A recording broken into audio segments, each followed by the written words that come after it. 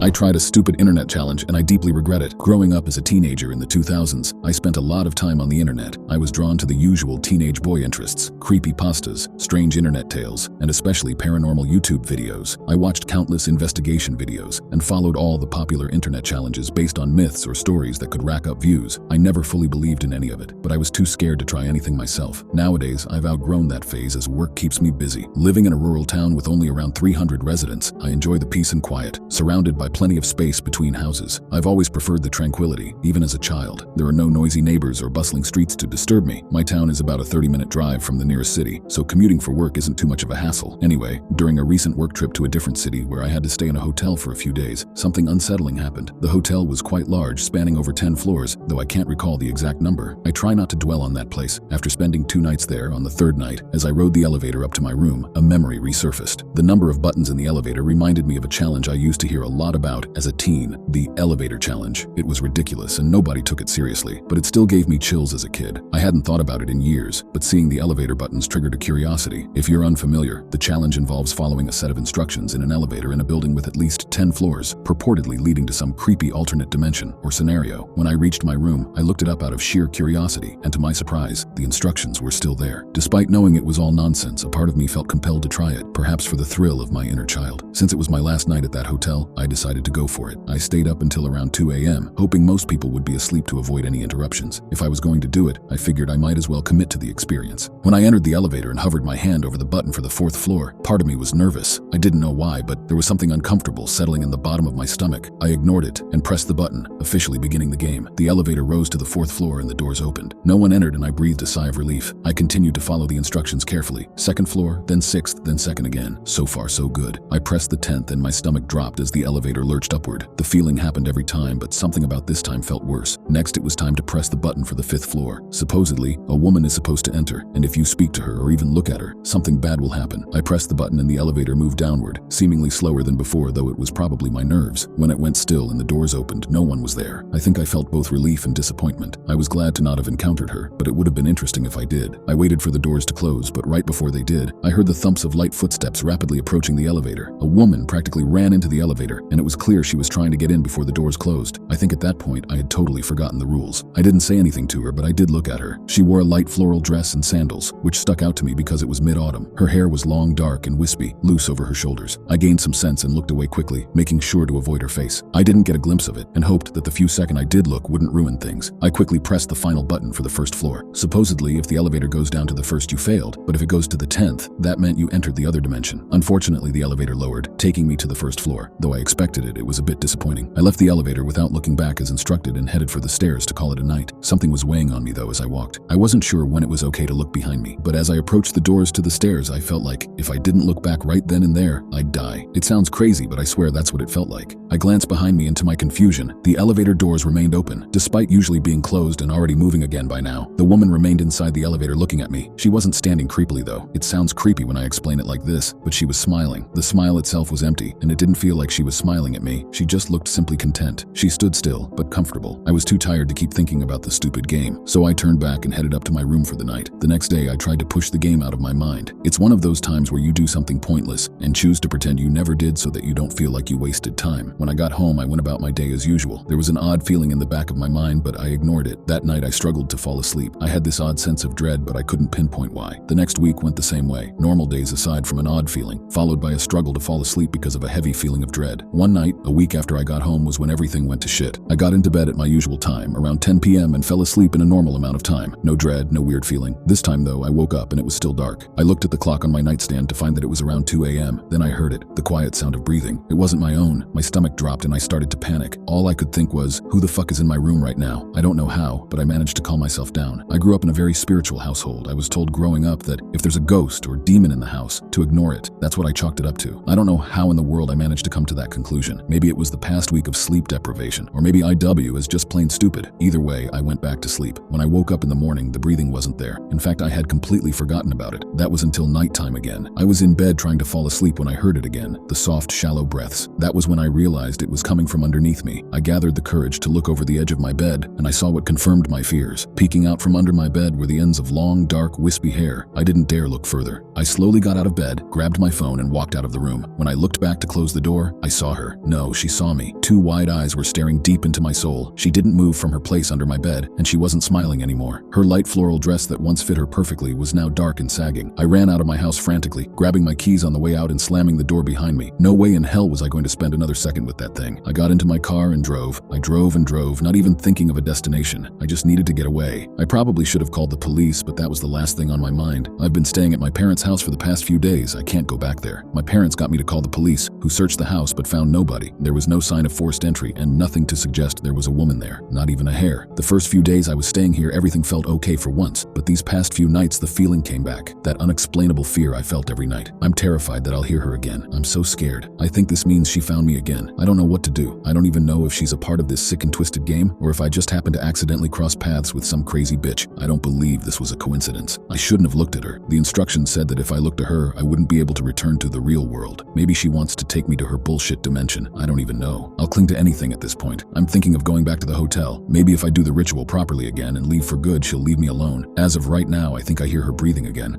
The second person that pops up when you press share and more would love this story.